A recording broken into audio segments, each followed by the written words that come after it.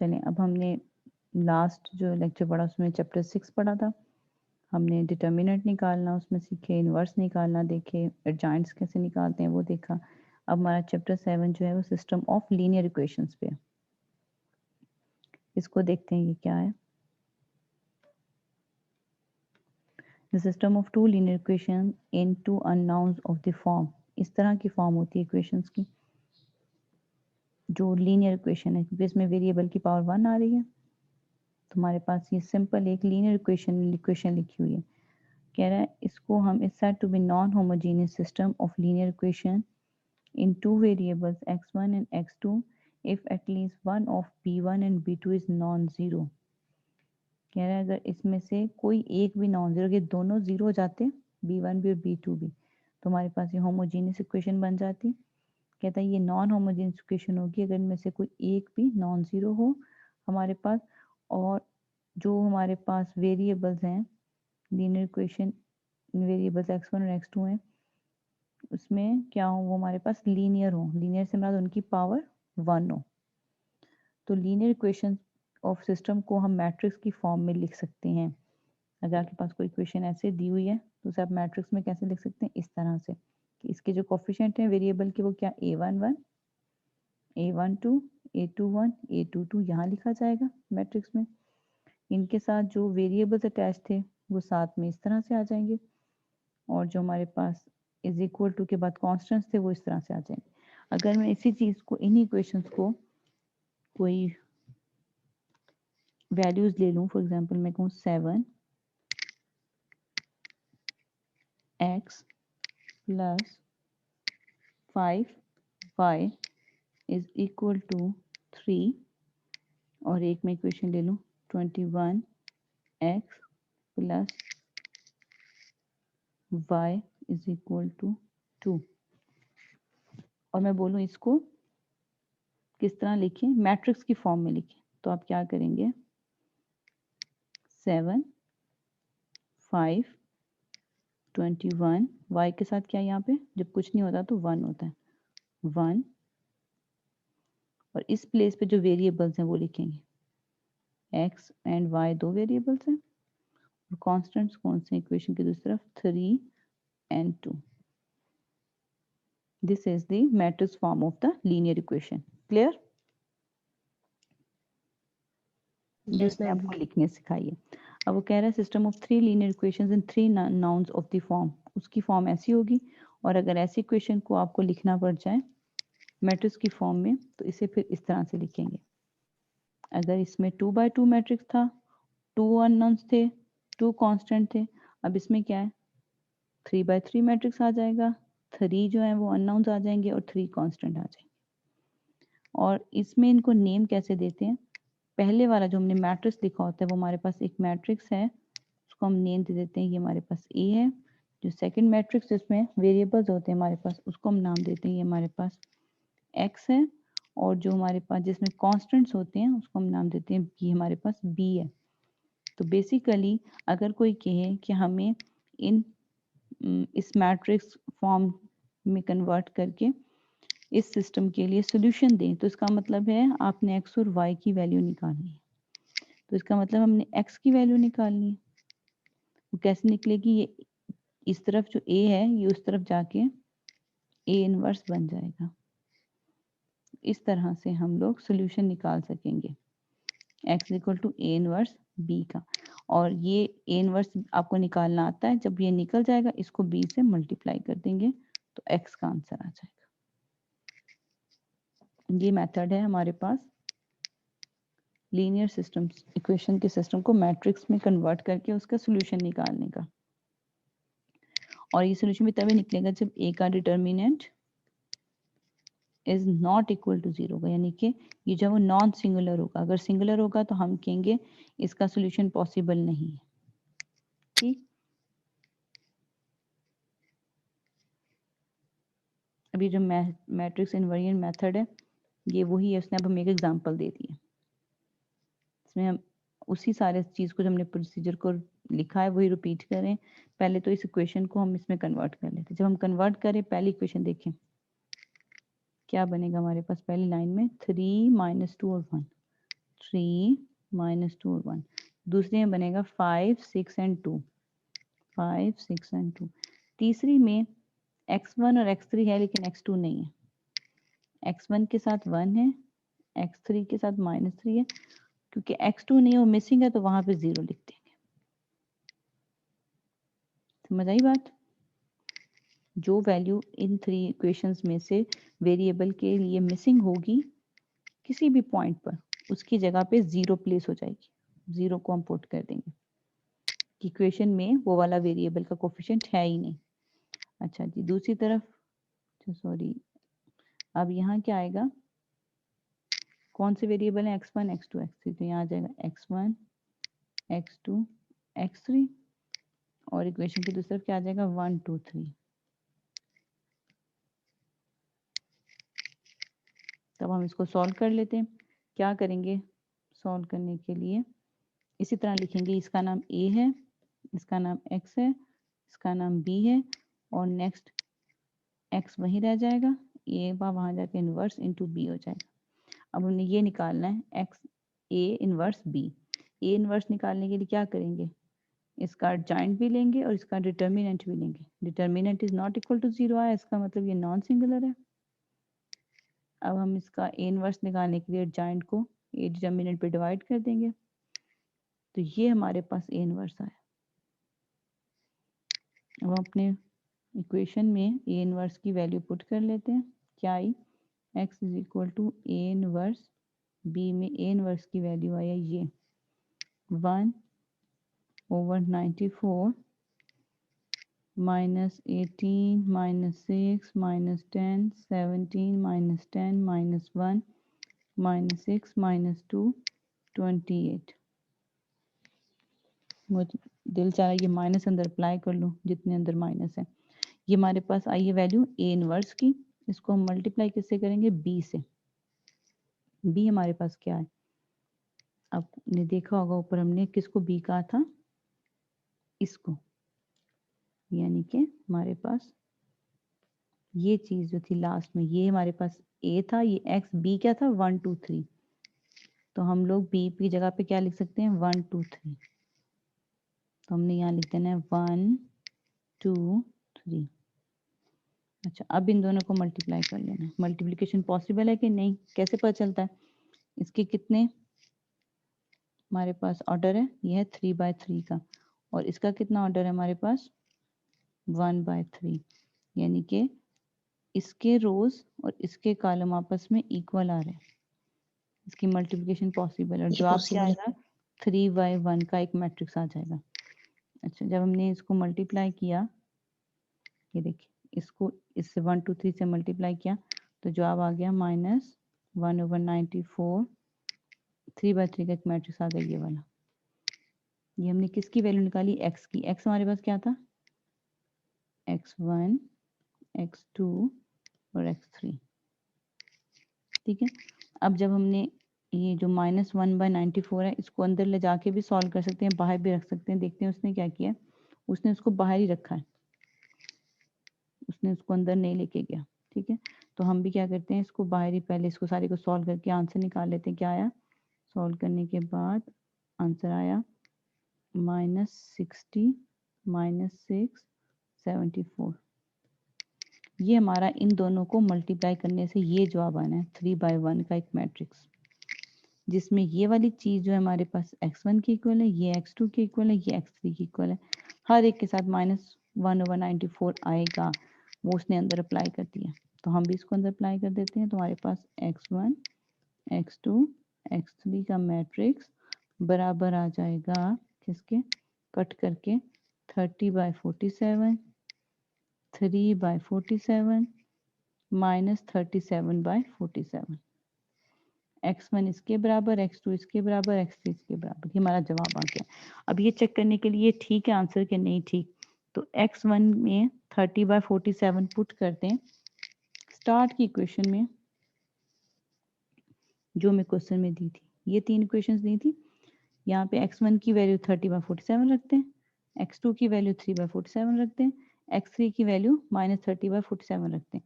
अगर आप ये वैल्यूज यहाँ रखें और कैलकुलेटर जमा करके देखें, जवाब 1 आ जाए तो इसका मतलब आपका क्वेश्चन ठीक है। फिर ये तीनों वैल्यू सेकंड इक्वेशन में रखें, जवाब 2 आना चाहिए। फिर ये सारी वैल्यू इक्वेशन 3 में रखें, जवाब 3 आना चाहिए। अगर आपका जवाब इनको बारी बारी पुट करके 1 2 3 आता है तो इसका मतलब है आपका आंसर ठीक है। इन्होंने भी यहाँ पे ये देखें रख कर देखा, उनका जवाब 1 2 3 आ गया, तो उसने कहा कि वेरीफाई हो गया कि हमने बिल्कुल ठीक सोल्यूशन निकाला है। अंडरस्टैंड और नॉट?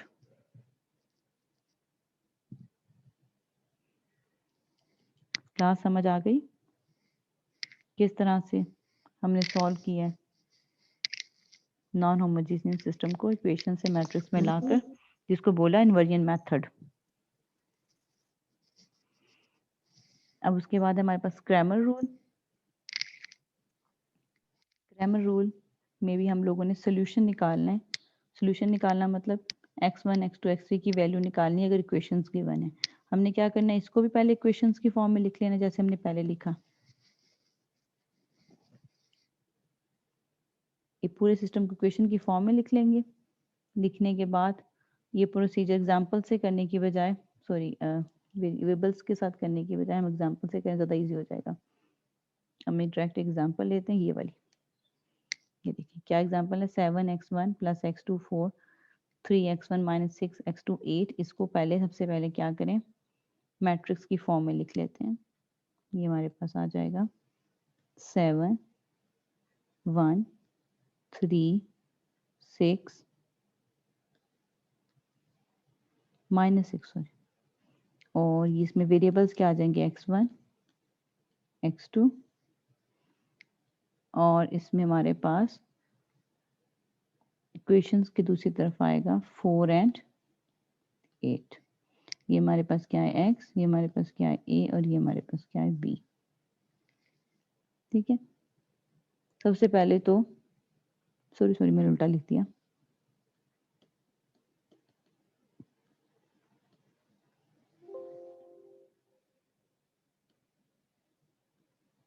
ये हमारे पास है a, ये हमारे पास है x, और ये हमारे पास है b। ठीक, अब क्रैमर रूल में क्या है, उसने बताया कि ये इस फॉर्मूले के थ्रू आप लोगों का जवाब आएगा x1 का, इसमें x2 का और ये x3 का। अब ये फार्मूला ये लिखा हुआ है, इसको मैं बताती हूँ, हम शो कर लेते हैं शॉर्ट फॉर्म में d1/a का मॉड, और x2 का जवाब आएगा d2/a का मॉड, और x3 का जवाब क्या आएगा d3/a मॉड, a का डिटर्मिनेंट। अब ये d1 d2 d3 कहाँ से आएंगे और a डिटर्मिनेंट कहाँ से आएगा? a डिटर्मिनेंट तो ये आ जाएगा, इसका डिटर्मिनेंट निकालेंगे तो a डिटर्मिनेंट आ जाएगा। ठीक है, और जब जहाँ तक बात है कि ये d1 क्या है, तो क्लास में जो आपके सामने लिखा हुआ ना ax b, ये यहीं से ही कन्वर्ट किया गया है कि x क्या आ जाएगा, a इनवर्स b के इक्वल। ठीक है, और जो a इनवर्स होता है वो हमारे पास 1 डिटर्मिनेंट में ऊपर उसका लिखने से आता है, जो कोफैक्टर होता है वो, यानी कि इसके a इनवर्स का जो डिटेलिंग खोलें तो कोफैक्टर डिवाइडेड बाय a होती है, अर्जाइंट a of a determinant. a inverse आप लोगों को मैंने अभी सिखाया लेक्चर में।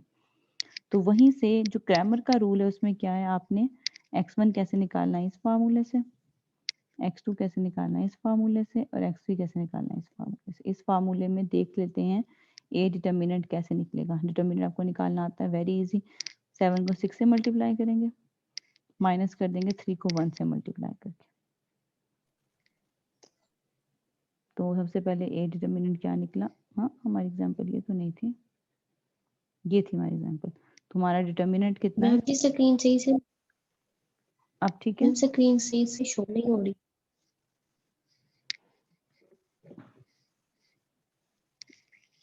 स्टॉप शेयर करके दोबारा कर देती हूँ।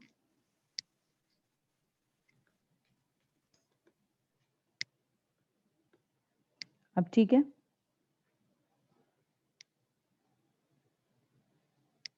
अब स्क्रीन ठीक है। Yes sir, okay.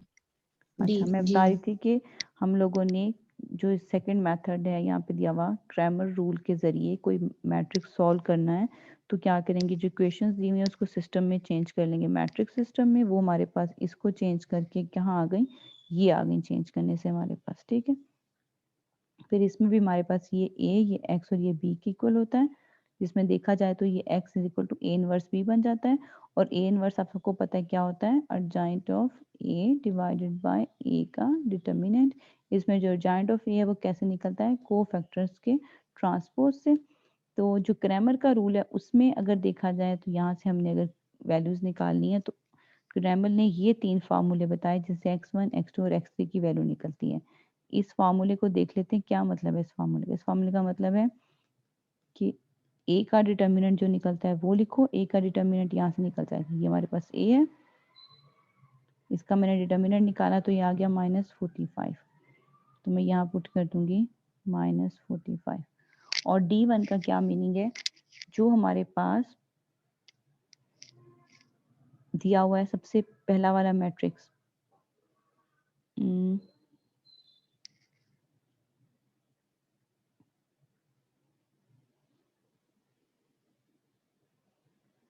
कहाँ गई इसकी वैल्यू लिखी हुई, जो ऊपर चला गया साथ, एक सेकेंड क्लास से।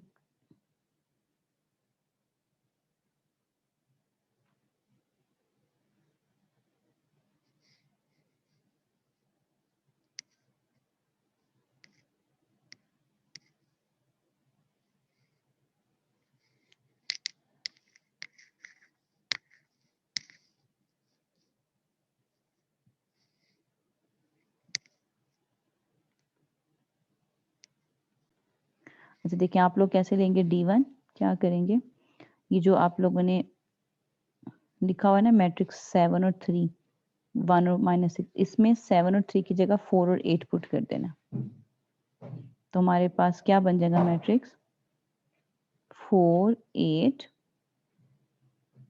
1 और -6।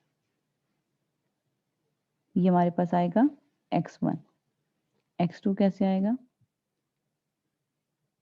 आपने सेकंड लाइन में बात देखना है, वो ये 7, 3 वैसा रहेगा। और अब x2 निकाल रहे हैं तो सेकंड वाली जो हमारे पास रो है उसकी जगह क्या आ जाएगा 4 और 8, तो बन जाएगा 7, 3, 4 और 8। इसको डिवाइड कर देंगे -45 पे। अब बात कर रही हूँ मैं x3 की, यहाँ पे तो x3 आना ही नहीं क्योंकि सिर्फ वेरिएबल्स ही 2 हैं, सिर्फ 2 ही वैल्यूज निकलेंगी। अब इसको हल कर लेते हैं।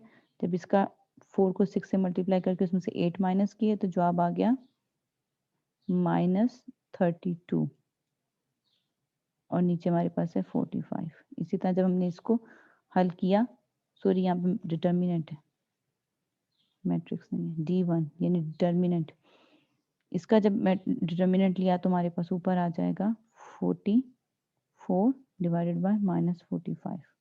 ये माइनस से माइनस कट जाएगा, जवाब आ जाएगा 32/45, और इसका जवाब आ जाएगा 44/-45। तो क्रैमर रूल के मुताबिक इस तरह से x1 और x2 निकालते हैं।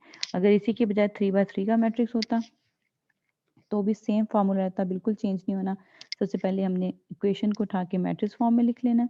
हमारे पास आएगा 1 1 1 1 1 -2 3 -5 1। उसके बाद ये लिखने के बाद हमारे पास यहाँ आ जाएगा एक्स वाई जी है तो एक्स वाई जी, और इक्वेशन की दूसरी तरफ आ जाएगा हमारे पास 2 3 7।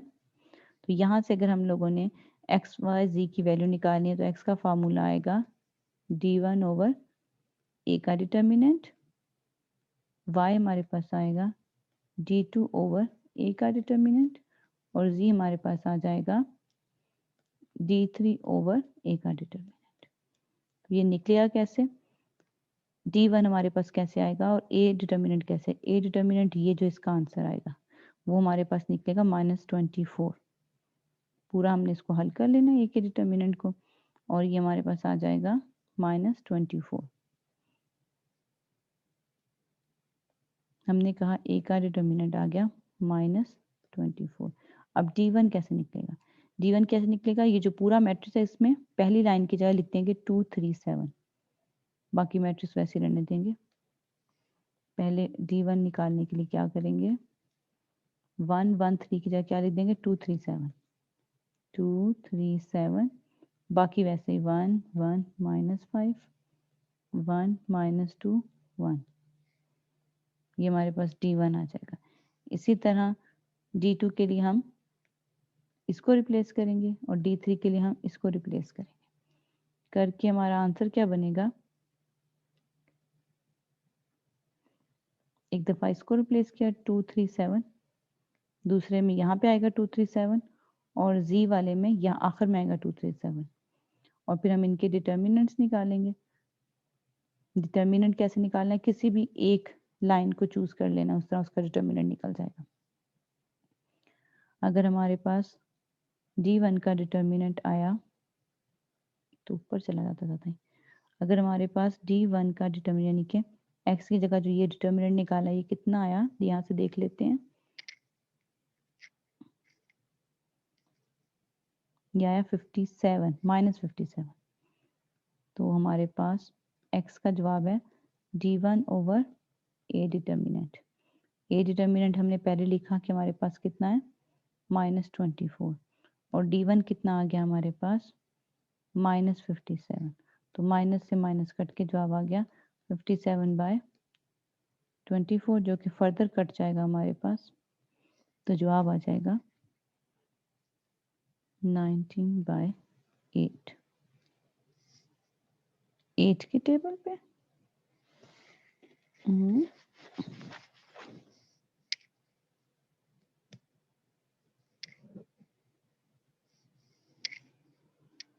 57 किस टेबल में आ गया, ये किस तरह कटिंग हुई है,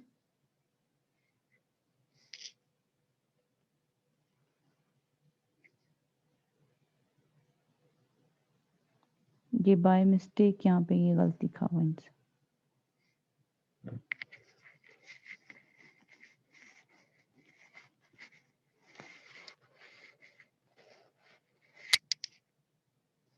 अच्छा, उसके बाद इसी तरह y, इसी तरह z, और ये हमारा क्वेश्चन पूरा हो गया। हमने x y z की वैल्यू निकाल दी। अगर आप चाहते हैं ये देखना कि ये वेरीफाई हुआ है कि नहीं, तो आप शुरू वाली इनिशियल जो कंडीशंस हैं, जो इक्वेशंस हमें गिवन है, ये इसके अंदर x y z की वैल्यू रख के देख लें। अगर जवाब 2 3 7 आ जाए तो इसका मतलब हमारा रिजल्ट बिल्कुल ठीक है। अब इसकी ये एप्लीकेशन स्टार्ट हो जाएंगी, ये हमने नहीं करनी। इसकी एक्सरसाइज का एक क्वेश्चन मैं आपको देती हूँ, आप लोग घर से करके आएंगे, वो भी सारा इसी के फॉर्म में।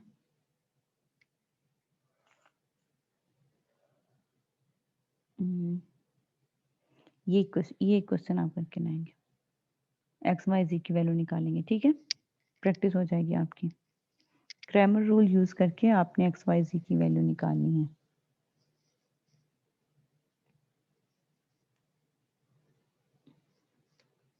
क्वेश्चन नोट कर लिया, और इसके जी अंदर कौन सा क्वेश्चन है? एग्जाम्पल नंबर 7-4.8, 7 यूनिट की 4.8 एग्जाम्पल है। इसकी वैल्यूज वैसे कुछ ज्यादा बड़ी हैं, छोटी वैल्यू वाला कोई क्वेश्चन देख लेती हूँ, ठहरें, वेट करें।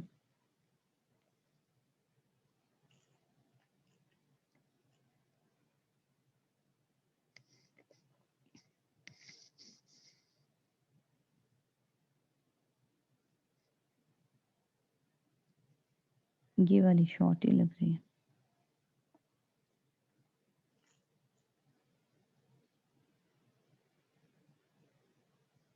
सारी ऐसी ही हैं।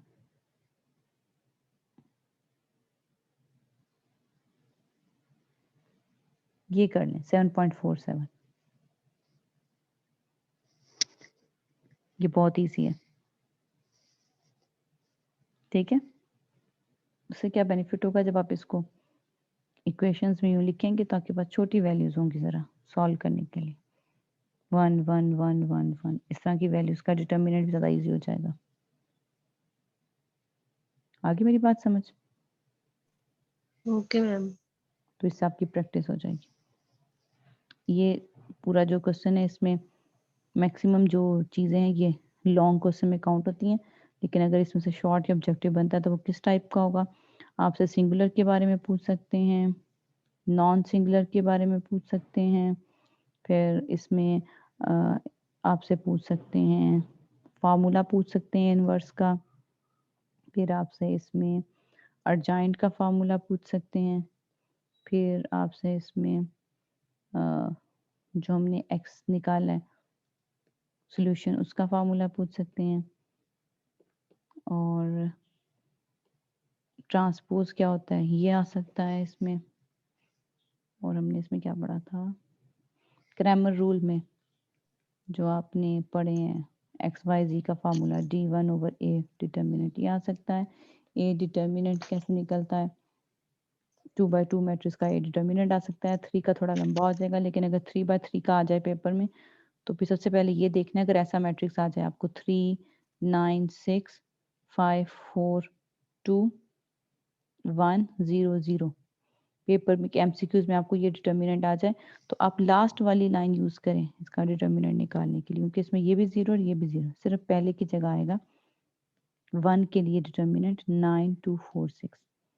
तो इसका बहुत इजीली जल्दी से निकल जाएगा क्योंकि इसकी बाकी दो वैल्यू 0 है। तो 3/3 मैट्रिक्स का भी डिटर्मिनेंट एमसीक्यूज में आ सकता है, जो कि बहुत जल्दी सॉल्व हो जाएगा। आप क्या करेंगे, plus minus plus minus plus minus plus, यानी आएगा +1 9 2 6 4, आप साथ ही इसको मल्टीप्लाई करेंगे 18 माइनस 24, तो जवाब आ जाएगा -6। तो इसका डिटर्मिनेंट का जवाब क्या आता है, -6। लेकिन इसी के एज कंपेयर अगर स्टूडेंट इस लाइन को चूज कर लेता तो इसका भी निकालना पड़ता है, इसका भी निकालना पड़ता है, इसका भी निकालना पड़ता, तो इस तरह शॉर्ट पहुंच जाएंगे आप लोग। इसके डिटर्मिनेंट में कुछ रूल्स होते हैं, अगर वो यूज करें तो और भी डिटर्मिनेंट इजीली पता चल जाएगा कि हमारे पास एक मैट्रिक्स है ना इस तरह का, इसके दो लाइंस जो है वो बिल्कुल आइडेंटिकल हो जाए इस तरह से, तो इसका डिटर्मिनेंट ऑलरेडी हमारे हम कहते हैं 0 आया। अगर पूरा ही एक लाइन 0 0 0 हो जाए पूरे मैट्रिक्स में, समझे यूं हो जाए, तो भी इसका डिटर्मिनेंट 0 होता है। ठीक है, ये डायरेक्ट ऑब्जेक्टिव्स जो है उनका बता रही हूँ कि आपको कोई ऐसा मैट्रिक्स आ जाए,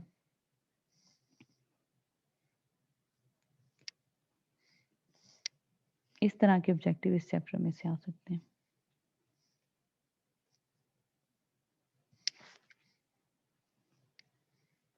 अब अटेंडेंस जो है वो फिर बारिश की वजह से कह लें या लाइट ऑफ की वजह से कह लें या जिसकी वजह से भी कह लें, फिर काफ़ी कम है, कितने स्टूडेंट हैं, 5 है हमारे पास सिर्फ।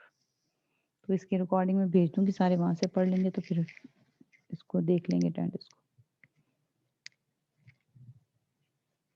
और कोई क्वेश्चन क्लास चैप्टर में से, नेक्स्ट फिर हम 8 चैप्टर स्टार्ट करेंगे।